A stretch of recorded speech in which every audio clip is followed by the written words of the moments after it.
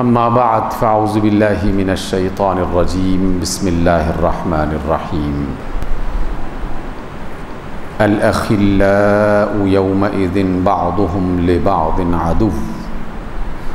الا المتقین یا عباد لا خوف علیکم اليوم ولا انتم تحزنون الذين آمنوا بآياتنا وكانوا مسلمين ادخلوا الجنة أنتم وأزواجكم تحبرون يطاف عليهم بصحاف من ذهب وأكواب وفيها ما تشتهيه الأنفس وتلذ الأعين وأنتم فيها خالدون وَتِلْكَ الْجَنَّةُ الَّتِي أُورِثْتُمُوهَا بِمَا كُنْتُمْ تَعْمَلُونَ لَكُمْ فِيهَا فَاكِهَةٌ كَثِيرَةٌ مِنْهَا تَأْكُلُونَ إِنَّ الْمُجْرِمِينَ فِي عَذَابِ جَهَنَّمَ خَالِدُونَ لَا يُفَتَّرُ عَنْهُمْ وَهُمْ فِيهِ مُبْلِسُونَ وَمَا ظَلَمْنَاهُمْ وَلَكِنْ كَانُوا هُمُ الظَّالِمِينَ صدق اللہ مولانا العظیم۔ سورۃ الزخرف قرآن مجید کی یہ 43ویں سورت ہے اور اس کی چند آیات آپ کے سامنے تلاوت کی گئی ہیں 67 سے لے کر 76 تک۔ رب ذوالجلال نے یہی مضمون قرآن کی اور کئی مقامات پر اور آیات میں بیان کیا ہے۔ ایک بنیادی تصور ہمیں دیا گیا تاکہ ہم اس کو بنیاد بنا کر زندگی میں اپنے معاملات، اپنے تعلقات، اپنی پسند اور ناپسند کا فیصلہ کر سکیں۔ اللہ نے فرمایا الاخلاء یومئذ بعضهم لبعض عدو، بہت سارے دوست یعنی جو دنیا میں آپس میں ایک دوسرے کے دوست ہوں گے، قیامت کے روز ایک دوسرے کے دشمن بن جائیں گے الا المتقین، سوائے تقوی والوں کے، سوائے متقی لوگوں کے، کہ متقی لوگ جو دنیا میں دوست تھے وہ آخرت میں بھی دوست ہی رہیں گے، اور ان کی دوستی، ان کا تعلق لازوال، کبھی نہ ٹوٹنے والا، مستقل، کبھی نہ ختم ہونے والا ان کا تعلق رہے گا۔ اور ان سے کہا جائے گا یا عباد لا خوف علیکم اليوم، اے تقوی والو آج تمہارے لیے کوئی خوف نہیں ہے، ولا انتم تحزنون، اور تمہیں کسی قسم کا غم نہیں ہونا چاہیے اور نہ غم ہوگا۔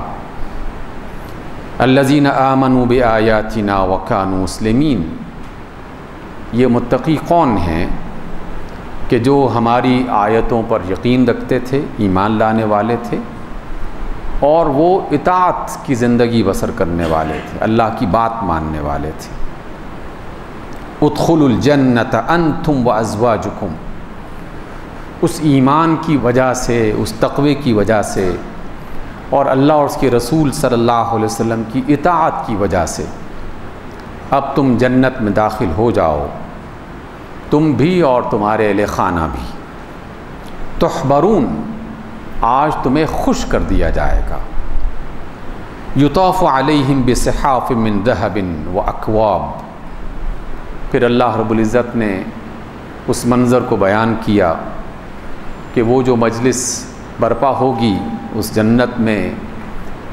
تو سونے کے تشت میں جام اور پیالے رکھ کر گھوم رہے ہوں گے ان کے درمیان میں، ان کو پلانے والے، ان کی خدمت کرنے والے۔ وفیہا ما تشتہیہ الانفس، اور اس جنت میں جو بھی ان کا دل چاہے گا وہ سب کچھ میسر ہوگا۔ وَتَلَذُّ الْأَعْيُنُ، اور آنکھوں کو جو چیز اچھی لگے گی یا جس کی بھی وہ چاہت رکھیں گے، جس کی لذت وہ محسوس کریں گے، جو آنکھوں کو بھلی لگنے والی چیز ہو سکتی ہے، وہ سب کے سب اس جنت میں موجود ہوگی۔ وَأَنْتُمْ فِيهَا خَالِدُونَ، اور یہ بشارت سنائی جائے گی کہ اب اس جنت میں تم ہمیشہ ہمیشہ کے لیے رہو گے۔ وَتِلْكَ الْجَنَّةُ الَّتِي أُورِثْتُمُوهَا بِمَا كُنْتُمْ تَعْمَلُونَ، اور پھر انہیں بتایا جائے گا کہ تمہیں جو اس جنت کا وارث بنایا گیا ہے، یہ کیوں بنایا گیا ہے؟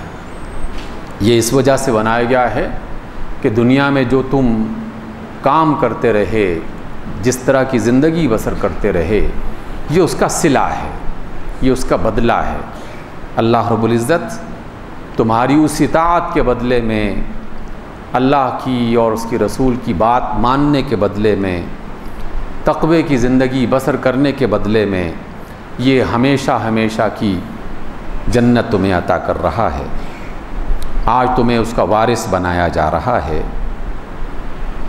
لَكُمْ فِيهَا فَاكِهَةٌ كَثِيرَةٌ مِّنْهَا تَأْكُلُونَ، اور اس میں ہر طرح کے پھل پائے جاتے ہیں بڑی تعداد میں، کہ جس میں سے تم استعمال کرو گے، کھاؤ گے۔ اس کے مقابلے میں ان المجرمین فی عذاب جہنم خالدون، جو مجرم ہوں گے وہ جہنم کے عذاب میں ہمیشہ ہمیشہ رہیں گے۔ لا یفتر عنہم وہم فیہ مبلسون، وہ عذاب ان سے ہلکا نہیں کیا جائے گا اور وہ اس میں مبتلا کر دیے جائیں گے۔ وما ظلمناہم، اللہ کہہ رہے ہیں اور ان سے کہا جائے گا، ہمیں بھی بتایا جا رہا ہے کہ ہم نے ان پر ظلم نہیں کیا عذاب میں بھیج کر، ولیکن کانوا ہم الظالمین، بلکہ یہ خود ظلم کرنے والے تھے۔ اس ظلم کی پاداش میں جہنم ان کی قسمت میں لکھی گئی، اور اس عذاب میں وہ ہمیشہ ہمیشہ کی زندگی بسر کریں گے۔ سامعین گرامی، یہ وہ آیات ہیں جس میں ہم نے 3-4 چیزیں پڑھیں۔ آئیے اس پر دوبارہ سے غور کر لیتے ہیں۔ سب سے پہلا بنیادی نقطہ رب ذوالجلال ہمیں سمجھا رہے ہیں کہ دیکھو، دنیا میں جو تعلق داری اور دوستی اور آپس میں ایک دوسرے کے ساتھ قربت بنانا چاہتے ہو، تو جو نیک لوگ ہیں،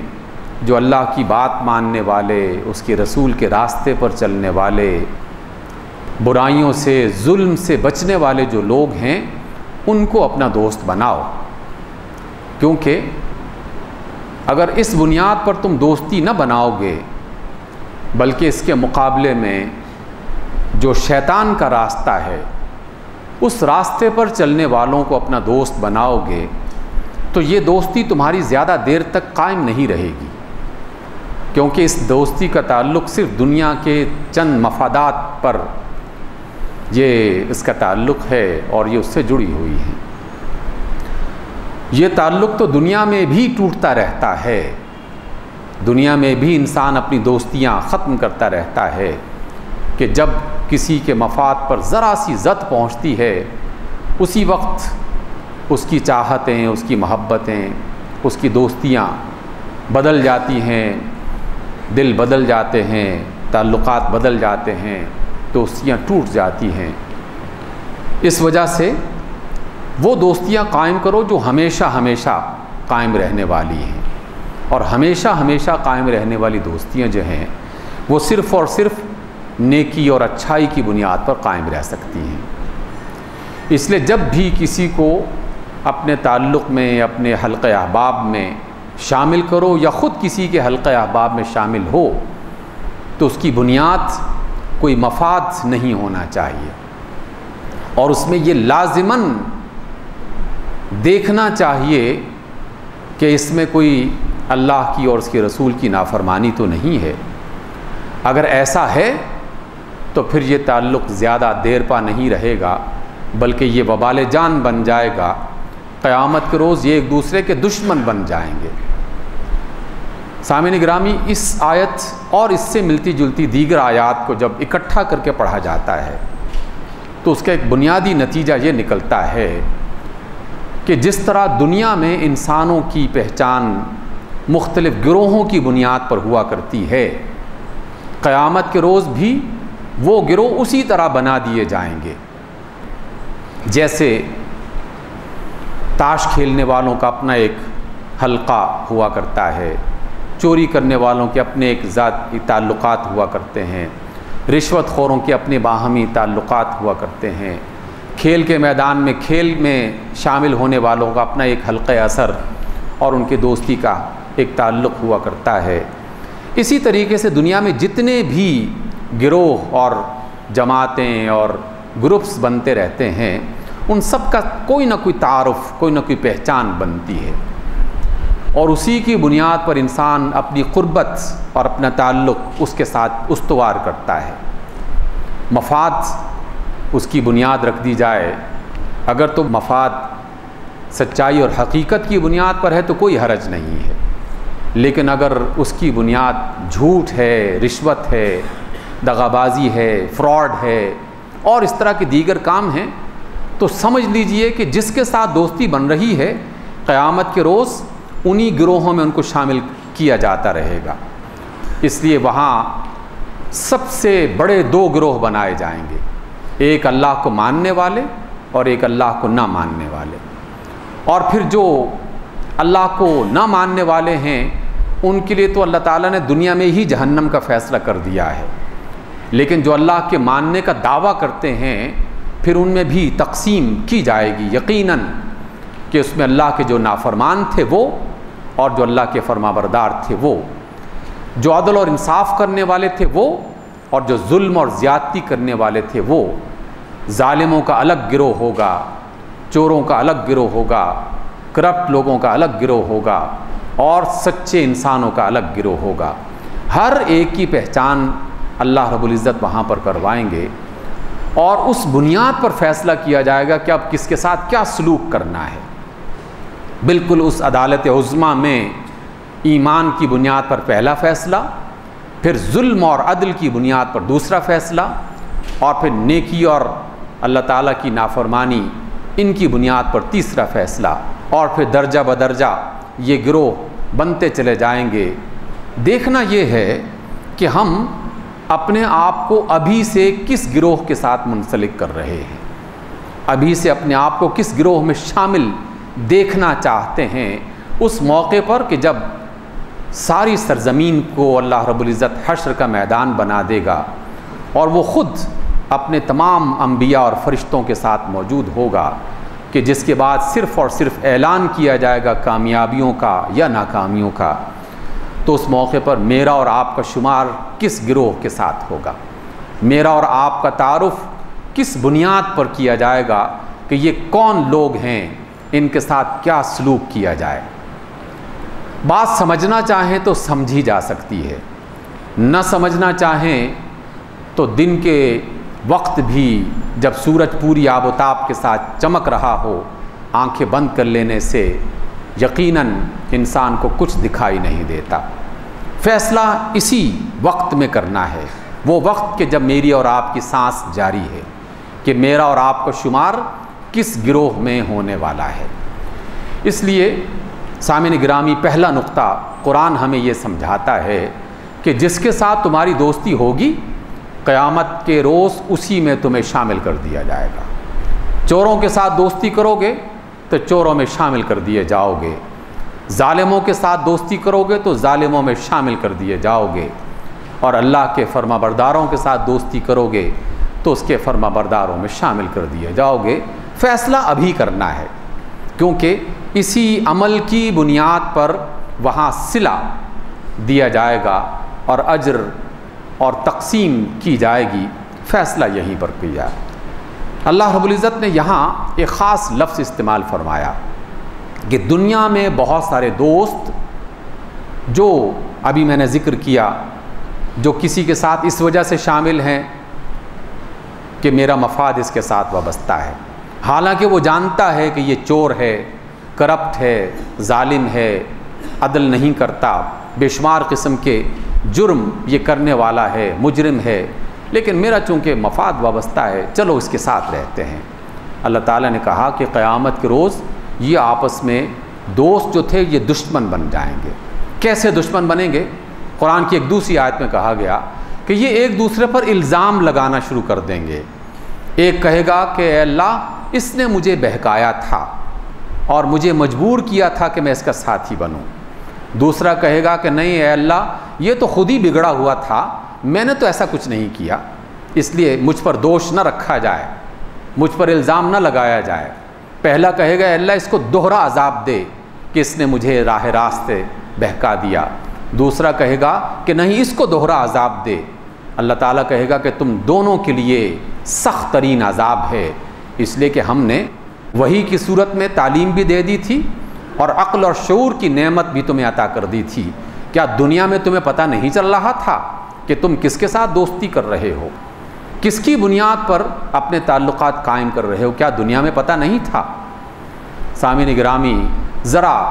اپنی گردن جھکا کر اپنے دل سے پوچھا جائے، کیا ہمیں اپنے ملک میں، اپنے خاندان میں، اپنے علاقے میں، اپنی برادری میں ایسے لوگوں کا پتہ نہیں ہے کہ کون ہیں ان میں سے جو اللہ کے دوست اور اللہ کی راہ پہ چلنے والے ہیں، اور کون ہیں جو اللہ تعالیٰ کی راہ پر نہیں چلنے والے؟ کون ہیں جو ظلم کرنے والے ہیں اور کون ہیں جو انصاف کی بات کرنے والے ہیں؟ کیا آپ کو اور مجھے پتہ نہیں ہے؟ اگر یہ خبر ہے اور پتہ ہے، اس کے باوجود بھی اگر دوستی کا معیار وہ نہ رکھا جائے جو اللہ رب العزت ہمیں بتا رہے ہیں، تو پھر سزا اگر قیامت کے روز مل گئی تو کیا اللہ پر الزام لگایا جا سکتا ہے؟ اللہ پر الزام نہیں لگے گا، اس لیے کہ اللہ تعالیٰ نے تو بالکل ایک ایک بات کھول کر بیان کر دی ہے کہ الاخلاء یومئذ بعضهم لبعض عدو، بہت سارے دوست ایک دوسرے کے قریبی قیامت کے بعد ایک دوسرے کے دشمن بن جائیں گے، اور وہ اپنے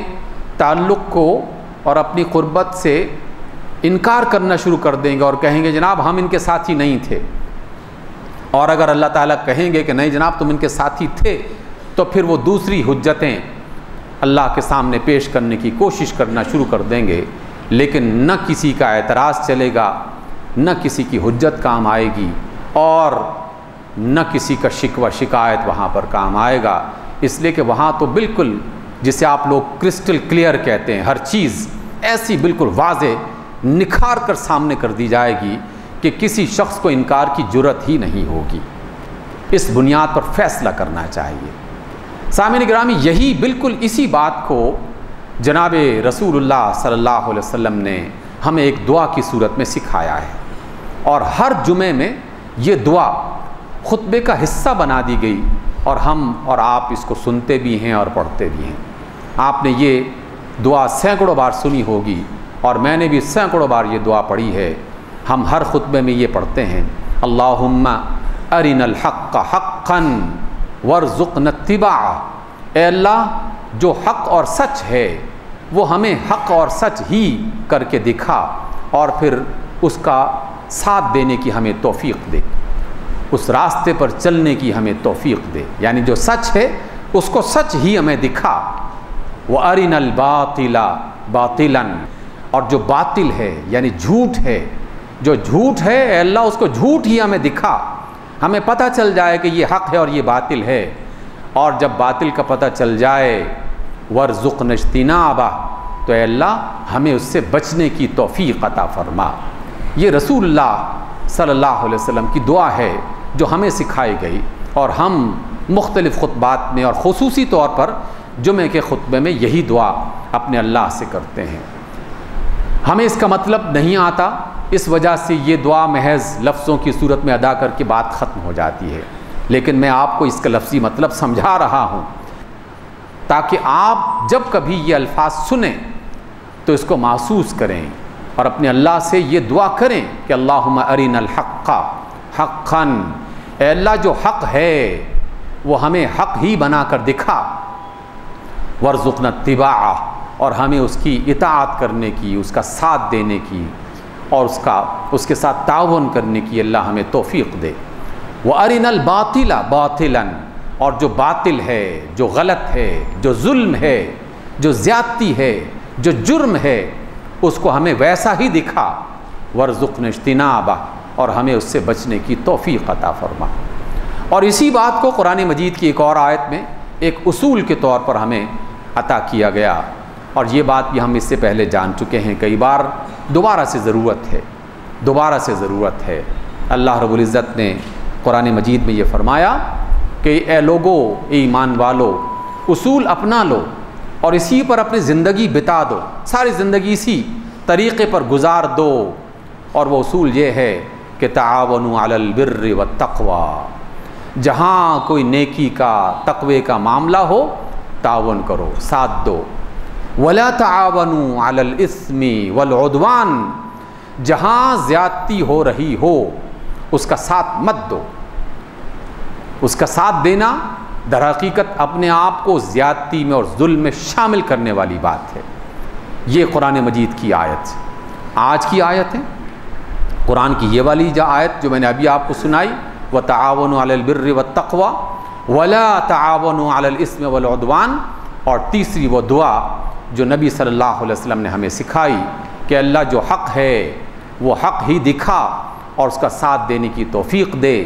اور جو باطل ہے اس کو باطل ہی دکھا اور اس سے بچنے کی توفیق دے۔ ان تینوں چیزوں کو سامنے رکھتے ہوئے اپنے آپ سے سوال کیجئے کہ آج کی دنیا میں ظالم کون ہے، کون کس پر کتنا ظلم کر رہا ہے، دھوکے باز کون ہے، کون کتنا فراڈ اور دھوکہ دے رہا ہے،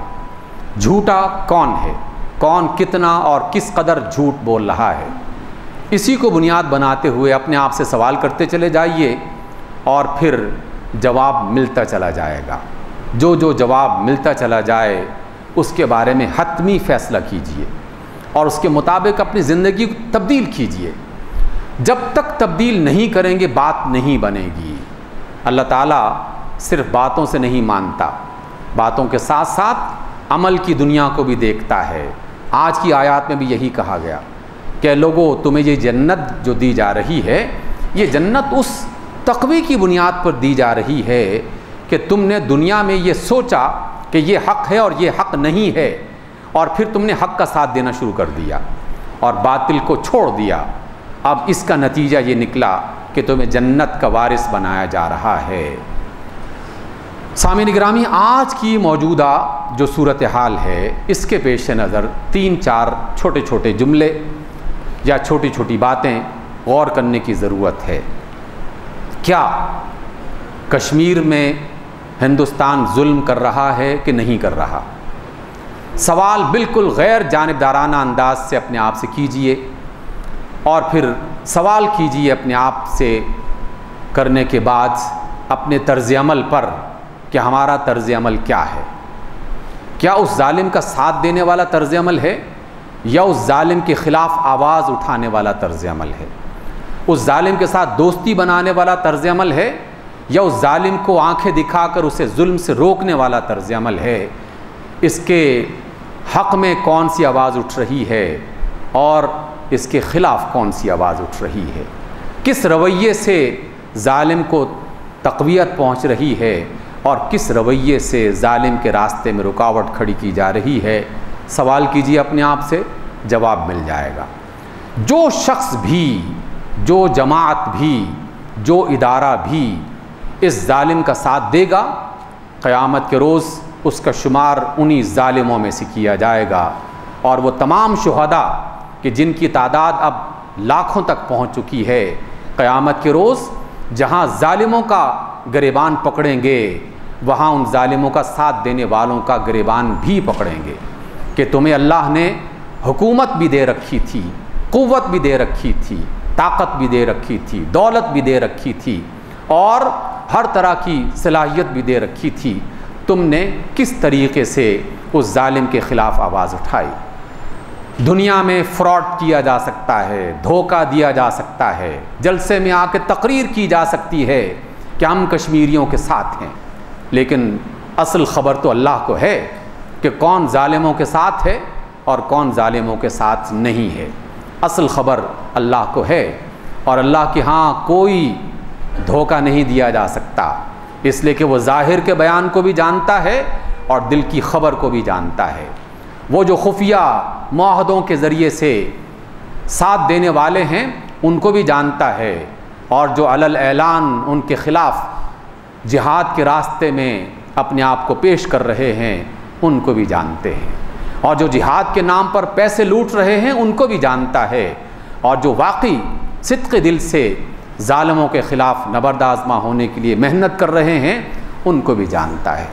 اس لیے میں نے آپ سے صرف یہ سوال کیا ہے کہ آپ نے اپنے آپ سے یہ پوچھنا ہے کہ کیا کشمیر میں، فلسطین میں، شام میں ظلم ہو رہا ہے کہ نہیں ہو رہا، اور جو ظالم ہے وہ کون ہے، کیا اس کی پہچان ہے یا نہیں ہے، اور پھر کیا اس ظالم کے خلاف آواز اٹھنی چاہیے کہ نہیں اٹھنی چاہیے۔ اور آواز جلسوں والی آواز نہیں، وہی آواز کہ جو اپنے خاندان کو بچانے کے لیے، اپنے آپ کو بچانے کے لیے آپ اور میں خود اٹھاتے ہیں۔ میری زمین پر قبضہ ہو جائے تو میں اس کے خلاف کیسے آواز اٹھاتا ہوں، میرے خاندان پر کوئی آنچ آ جائے تو میں اس کے خلاف کیسے کھڑا ہوتا ہوں، میری ذات پر، میری اولاد پر کوئی آنچ آ جائے تو میں اس کے خلاف کیسے احتجاج کرتا ہوں۔ سوال اس انداز میں کرنا ہے۔ دوسری بات، دوسرا سوال اپنے آپ سے کرنا ہے، کیا پاکستان کی دولت، پاکستان کا سرمایہ لوٹا گیا ہے کہ نہیں لوٹا گیا؟ سوال آپ نے اپنے آپ سے کرنا ہے۔ اور کیا آپ جانتے ہیں کہ لوٹنے والے کون ہیں؟ اگر جانتے ہیں تو پھر تیسرا سوال آپ نے یہ کرنا ہے کہ کیا ان لوٹنے والوں کا آپ اور میں ساتھ دے رہے ہیں؟ نہیں دے رہے۔ قیامت کے روز پوچھا جائے گا کہ اللہ نے ایک پاک سرزمین بہت بڑی امانت کی صورت میں آپ کے حوالے کی تھی، اور سامعین گرامی میں ممبر پر کھڑا ہوں، قرآن مجید میرے سامنے ہے، مجھے اس بات پر یقین ہے کہ اللہ رب العزت نے اس خطے کو کوئی عام سا خطہ نہیں بنایا، یہ ایک خاص خطہ ہے، اللہ تعالیٰ نے ایک بڑی نعمت کی صورت میں اس کو عطا کیا ہے آپ کے اور میرے حوالے ایک امانت کے طور پر۔ اس امانت میں جس نے جتنی خیانت کی ہے اس کو اتنی سزا ضرور ملے گی، دنیا میں اور آخرت میں۔ فیصلہ یہ کرنا ہے کہ اس میں جو خیانت کر رہا ہے اس خیانت کار کا جو ہے اس کو آشکار کرنا، اس کو ننگا کرنا، اور پھر اس کا احتساب کرنا۔ یہ کام ہونا چاہیے کہ نہیں ہونا چاہیے، یہ سوال آپ نے اپنے آپ سے کرنا ہے، اور پھر اپنے آپ سے یہ بھی سوال کرنا ہے کہ ہم اس امانت میں خیانت کرنے والوں کا ساتھ ابھی تک دے رہے ہیں کہ نہیں دے رہے۔ اگر دے رہے ہیں تو پھر تیار رہیے اللہ تعالیٰ کے ہاں جواب دینے کے لیے، وہاں کوئی چھڑانے والا نہیں آئے گا، اور نہ جھوٹ بولا جا سکتا ہے کہ نہیں اللہ ہم تو ایسا نہیں کر رہے تھے، یہ تو فلاں نے کیا تھا ہم تو ویسے ہی بس پکڑے گئے۔ وہاں کوئی ویسا نہیں پکڑا جائے گا، وہاں ثبوت کی بنیاد پر پکڑا جائے گا۔ اس لیے آج کی پہلی آیت وہ یہی ہے کہ دوستیاں بناؤ، دشمنیاں قائم کرو تو کسی اصول پر بناؤ، اور بنیادی اصول یہ ہے کہ اللہ کی راہ میں تقوی اختیار کرنے والے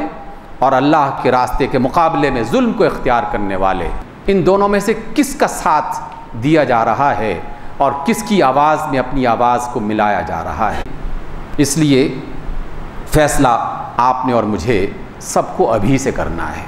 کیونکہ ہم دن بدن ہر آنے والے ہفتے اور ہر آنے والے مہینے میں اس بڑی آزمائش کے قریب تر ہوتے چلے جا رہے ہیں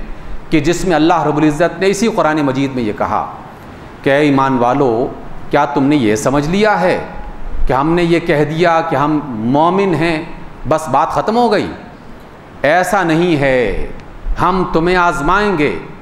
آزمانے کے بعد یہ دیکھیں گے کہ کون اپنے قول و قرار میں سچا تھا اور کون اپنے قول و قرار میں سچا نہیں تھا۔ اور آزمانے کی مختلف صورتیں ہیں، اقتدار آزمانے کی ایک صورت ہے، دولت آزمانے کی ایک صورت ہے، اختیار آزمانے کی ایک صورت ہے، صلاحیت آزمانے کی ایک صورت ہے۔ یہ سب میرے اور آپ کے پاس ہر درجے میں موجود ہے۔ ہم عقل مند لوگ ہیں، اللہ نے شعور عطا کر رکھا ہے، اور آج کی انفارمیشن کے زمانے میں ہم جی رہے ہیں جس میں انفارمیشن کا ایک معلومات کا ایک سیلاب ہے جو چاروں طرف پھیلا ہوا ہے۔ کوئی شخص یہ نہیں کہہ سکتا کہ ہمیں خبر نہیں تھی، ہمیں پتہ نہیں تھا، معلومات نہیں تھی، کوئی شخص یہ عذر پیش نہیں کر سکتا۔ اس لیے میں اس جماعت سے اور اس گروہ سے بات کر رہا ہوں، اور ان لوگوں سے بات کر رہا ہوں جو پاکستان کے کیپٹل اسلام آباد میں بیٹھا ہوا اور جس کے پاس دنیا بھر کی معلومات کسی نہ کسی طریقے سے بالواسطہ یا براہ راست موجود ہیں، اور اللہ نے عقل شعور بھی دے رکھا ہے، قرآن مجید کی آیات بھی موجود ہیں، فیصلہ مجھے اور آپ نے مل کر کرنا ہے اللہ تعالیٰ کی اس دعا کی بنیاد پر جو رسول اللہ صلی اللہ علیہ وسلم نے ہمیں سکھائی۔ اس دعا کو آج دل سے پڑھیے اور اللہ تعالیٰ سے دل سے دعا کیجئے کہ اللہم ارنا الحق حقا، اے اللہ ہمیں جو حق ہے وہ حق ہی دکھا، وارزقنا اتباعہ، اور ہمیں اس کا ساتھ دینے کی توفیق عطا فرما، وارنا الباطل باطلا، اور جو باطل ہے اسے باطل ہی دکھا اور ہمیں اس سے بچنے کی توفیق عطا فرما۔ میں نے کسی جماعت پر، کسی فرد پر کوئی الزام نہیں لگایا، میں نے کسی کا نام نہیں لیا، کیونکہ قرآن اصول بتاتا ہے، راستہ بتاتا ہے، طریقہ بتاتا ہے، پھر عقل اور شعور یہ خود اس کو تلاش کرتی ہے،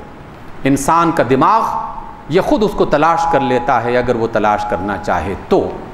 قیامت کے روز ظالموں میں شمار ہونا ہے یا اللہ کے پسندیدہ بندوں میں شمار ہونا ہے، آج ہی سے اس کا فیصلہ کیجئے۔